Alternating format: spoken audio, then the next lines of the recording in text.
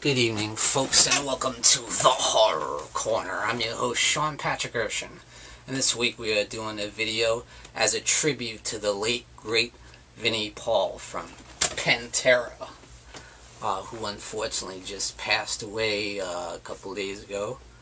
And, I just wanted to pay a little tribute, talk a little bit about my experience with, dealing with Pantera, and being a huge fan of theirs. Definitely represented my college years big time, and of course the last couple of years in high school. So Pantera was like a major soundtrack for my last couple of high school years going into college, and I rocked them out in college in my dorm. I cranked the radio as loud as I could, and it all started when I first heard this album right here. Pantera, Vulgar Display of Power.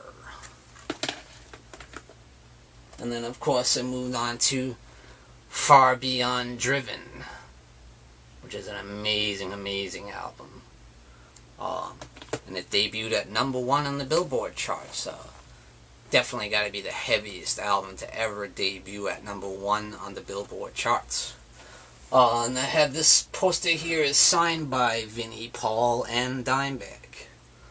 And I got this promo pic here from the band Damage Plan. This was after Pantera broke up and Vinnie Paul and Dimebag started their own band called Damage Plan. So I was very happy and distinguished enough to have met them. And of course, that was actually the year that Dimebag was killed on stage by a crazy, obsessed fan one night when Damage Plan was playing at a club. And the guy broke in the club and went on stage and shot Dimebag right in front of Vinnie Paul when he was sitting on the drum kit. Such a horrible circumstance, and now Vinnie Paul's gone just not too long later, and it's really sad. They're both gone, both founding members of one of my all-time favorite heavy metal bands. Now, I did see Pantera several times over the years. First time I saw them was in 1994 on the Far Beyond Driven tour, and then I saw them again with White Zombie, when White Zombie was doing the Astro Creep 2000 tour, I believe it was. And that was just an awesome, awesome show.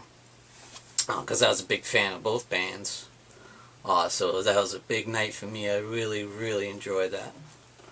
And I gotta say, Pantera as a live band was incredible. Vinnie Paul's drumming was absolutely amazing. So incredibly driving. And there's nobody that sounds like Vinnie Paul on the drums. I mean, he did appear on the cover of Modern Drummer, as they showed in one of their videos. I think it was Watch It Go, #3, Watch It Go. They showed that he was on the cover of Modern Drummer, and it said he was the king of thrash metal drumming. And he was like, they do know what they're talking about. And he was clowning around. I also saw Damage Plan twice. And I saw Ozfest. Pantera was on Ozfest as well. I saw them there. I saw them a couple of times in Massachusetts, a couple times in Florida.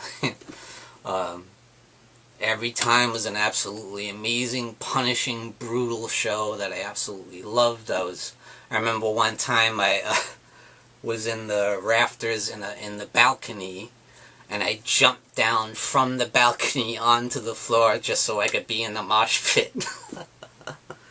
Yeah, not these days. I'm not going to be going in any mosh pit these days, but back then I didn't give a damn. I just loved the music. I didn't care if I got my nose busted or, you know. When you're young, you don't care. You think you're indestructible, you know. But, Vinnie Paul is just such an amazing drummer, in my opinion. One of the most underrated drummers in metal. And my personal favorite track where he was drumming in was with Pantera, and that is 5 Minutes Alone. Such an incredible driving rhythm that.